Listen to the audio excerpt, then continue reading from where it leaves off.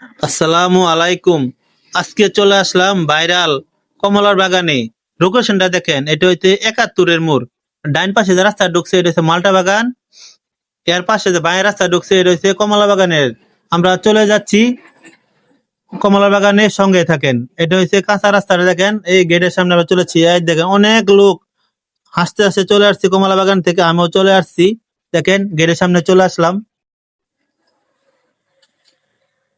Ticket কাউন্টারে চলে যাবো এখন। টিকিটের মূল্য হলো 20 টাকা, একটা টিকিট দিল ভাইয়া আমাকে। এখন চলে যাচ্ছি। দুই সাইডে হয়েছে আমের বাগান, মাঝখানে যে রাস্তাটা কমলা বাগানের রাস্তাটা।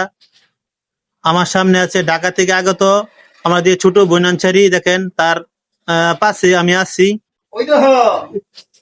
এই যে কমলা বাগানে চলে আসলাম। অসাধারণ, দেখার মতন জায়গা। আপনারাও আসেন, ঘুরে যান। যারা যারা আসছেন না তারাও আসেন, খুব মজা পাবেন, আনন্দ পাবেন।